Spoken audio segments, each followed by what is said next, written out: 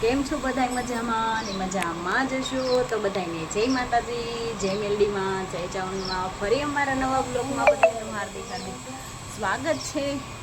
તો સવારના વાગી ગયા છે 10:30 અને ફ્રેશ થઈ ગયા છીએ.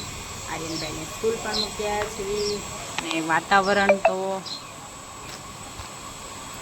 અંધારું છે, લગભગ વરસાદ આવશે એવું થયું છે ને આપણે કામકાજ બધું કરી નાખ્યું છે.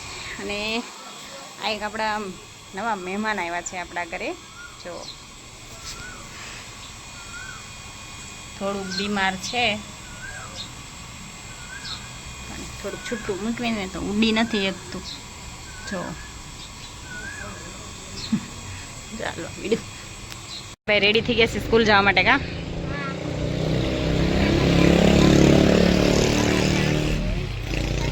જોરથી બોલ, કાંઈ નથી સંભળાતું. આવી ગયા, પહેલા ધોરણમાં આવી ગયા છે. તો આપણે બસ સ્ટોપ એવા જ આર્યનભાઈ રેડી બેડી થઈ ગયા. હજી કાંઈ યુનિફોર્મ ન થયો. કા આર્યનભાઈ? તો ચાલો તમને બતાવી. આજે આર્યનના પપ્પાની ઘરે છે. તો ચશ્મા બસમાં ચડાવીને કેમ બેઠા છો? આપણે ચશ્મા બસમાં ચડાવીને બેઠા, વિડીયો ઉતારતા પણ જઈને નહીં વિડીયો ઉતારતા. અને આપણા દરજા છે ઘરે શ્રીયાદ. બધાને જય માતાજી, જય મેલડીમાં.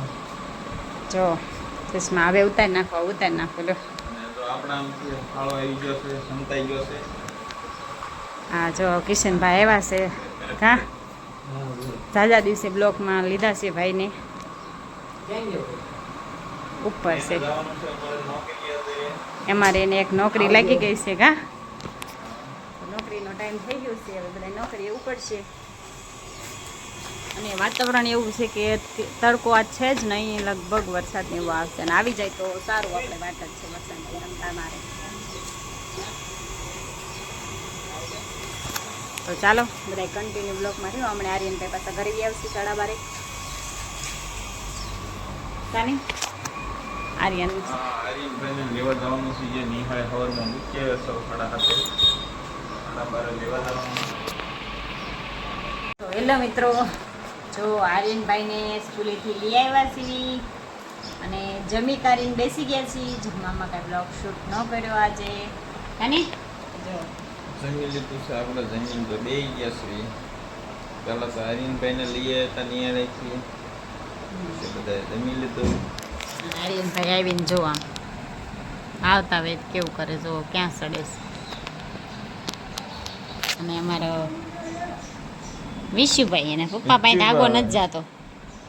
એના પપ્પાને આજ રજા છે એટલે એના બાપાથી આગો ન જાય. એના પપ્પા જો એના પપ્પાનો લઈ ગયો છોકરો જાય છે. એના પપ્પાનો છોકરો.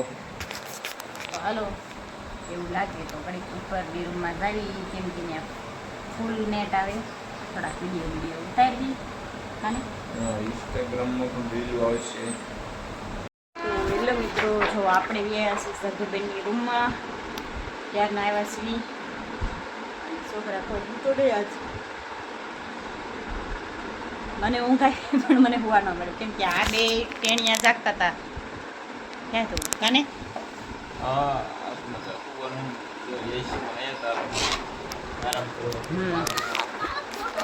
પાછી નીચે જવાની તૈયારી હોત કરવી છે પાછા. કાને તડકો બાર એટલો છે અત્યારે. પાછો સવારમાં જરી ગયો તડકો નતો, એમ થતું વરસાદ આવશે. અને અત્યારે તડકો પકડી જાય એટલું ફળિયા. આમને વળી આલ્બમ જોવાનું બાકી હતું, આલ્બમ જોઈશ. કા જો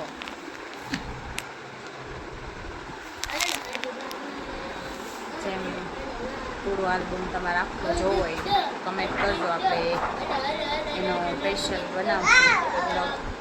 આખો આલ્બમ બતાવશું તમને. સરદુબેનના મેરેજનો છે આલ્બમ. કન્ટિન્યુ બ્લોગ માર્યો. જો હા કંઈક બનાવવાની તૈયારી ચાલે છે. શું બનાવે?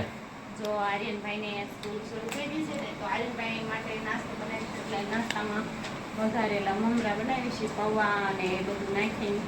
જોઈશું હમણાં આપણે બનાવી જ છીએ. જો મમરાને એવું સાળવાની. આર્યનભાઈનું લેશન બતાવે છે. જો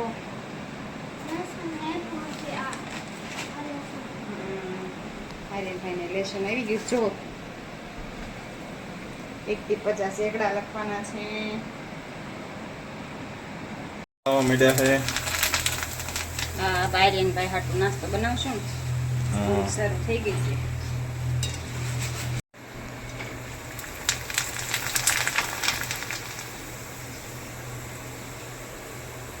પેલા મમરી તળ નાખી, પછી પૌવા, પછી સિંગદાણા હોત શેકવાના છે. જો હવે મમરી તળાઈ ગયું, સિંગદાણા તળવા માંડ્યા. ભૂંગળા તળાઈ ગયા, પછી સિંગદાણા શેકાઈ ગયા. હવે પૌવાનો વારો આવ્યો. પૌવાને ફ્રાય કરવાના. તેલ ફૂલ આવી ગયું. બધું નાખવાનું કામકાજ ચાલુ થઈ ગયું છે. હવે મસાલો બધો વઘારી નાખાશે મમરાને. હવે મિક્સ કરશું. તો આપણે આર્યનભાઈ હાટું મમરાને એવું વઘારતા હતા. આર્યનભાઈ હાથી સોડા બનાવી નાખે કે લ્યો મમ્મી સોડા પીવો, તો આપણે સાંગી જોઈએ આર્યનભાઈ હાથી સોડા ઘી બનાવી.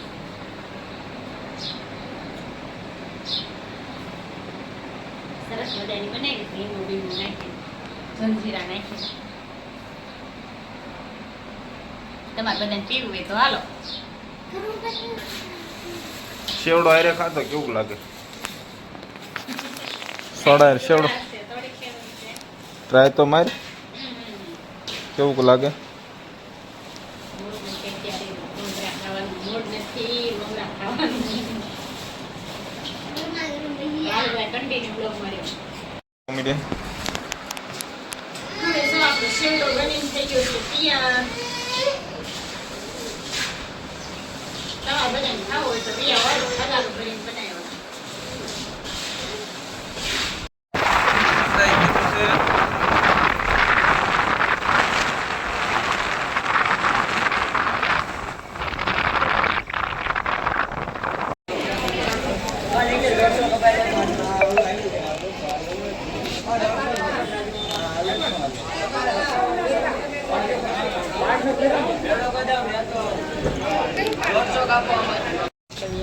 બજારમાં ચોપડાને એની ખરીદી કરી.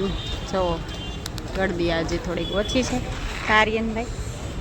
આર્યનભાઈને યુનિફોર્મને એવું લેવાનું છે ને પપ્પા આમાં લાવે છે. અને આપણે જો બધી વસ્તુ લેવી છે તો હવે જાવી આમ આગળ, કેમ કે આર્યનભાઈને યુનિફોર્મને એવું બધું લેવાનું છે. તો જો આપણે માર્કેટમાં જઈએ અને મોડું થઈ ગયું છે અને હવે બનાવવા માંડ્યા છીએ રસોઈ. રસોઈમાં આજે સરગવાનું અને બટેકાનું શાક છે. કઢી બનીને કદાચ બટેકા ભેગાઈ બને. કમેન્ટ કરજો તમે કઢી બનાવો છો સરગવાની કે બટેકા હારે બનાવો. અમે જો બટેકાનું શાક પણ કરી સરગવાનું લઈને અને બાજરાના રોટલા બનાવવાના છે. દીવા બધી નહીં હોય ને પપ્પાએ જો વાંચ લીધું છે ને માર્કેટમાં જઈને વ્યા ગા ગળદી કેવી કા ગળદી બહુ હતી. વિડીયો શૂટ થાય એવું નહોતું કા. થાકી ગયા એવું મોઢું લાગે છે. થેલીઓ બહુ હાઉસફુલ થઈ ગયેલી, એકલા કાંઈ ઉપડે નહીં. એમની પાસે થોડીક ઉપાડ હરાવી પડી કા. વ્યાય હવે ઘરે હવે બહાર ખાટલો ઢાળશે ને બેવશે મોડા સુધી બધા. હાલો બધા કન્ટિન્યુ બ્લોગ માર્યો. જો આજે અમારે ઘર પાસે સંસ્થા ધામ છે, ત્યાં સભા થાય છે. જો આપણે જઈશું તો સભામાં થોડુંક બ્લોગ બનાવશું. સારું બધા કન્ટિન્યુ બ્લોગ માર્યો. તો એ શું કરવું પડે? એ તો બધું સીધું જ છે. ભગવાને જેટલું કરવાનું કીધું છે એટલું આપણે કરીએ એટલે ભગવાન રાજી થવા માંડે. ધારો કે આપણે ત્યારે 250 બાળકો ત્યાં હાજર છે શિબિરની અંદર, પડદા બંધ થાય અને પછી મહંત સ્વામી મહારાજ શુદ્ધિપ્રિય સ્વામીને વાત કરે કે મારે દરેકને માથે હાથ મૂકવો છે. 250 બાળક અને મહંત સ્વામી મહારાજ આ ઉંમરે બધાના માથે હાથ મૂકે?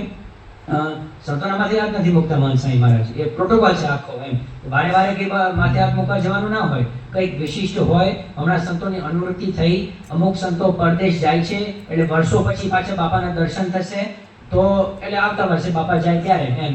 અને વચ્ચે આવા કંઈ દર્શન નહીં થાય ત્યારે બાપાને મળે અને ત્યારે બાપા માથે હાથ મૂકે. બાકી વારે વારે કંઈ જવાનું ના હોય. બાપા કે મારે બધાના માથે હાથ મૂકવો છે. પછી ઘનશ્યામ બાપા ત્યાં હાજર હતા એટલે પછી એમ વાત કરી કે બાપા ઘનશ્યામ બાપા માથે હાથ મૂકી દે તો ચાલે? બાપા કે હા. ઘનશ્યામ બાપાને બોલાવો. પછી બાપા ઘનશ્યામ બાપાને પગે લાગ્યા અને ઘનશ્યામ બાપાના હાથ પકડ્યા અને એ રીતે ઘનશ્યામ બાપાનો મહિમા સમજીને પછી બાપે કીધું કે ઓકે હવે ઘનશ્યામ બાપા બધાના માથે હાથ મૂકે. એટલે બાપાના મનમાં એવું છે કે આપણે બધા છે ને અભ્યાસ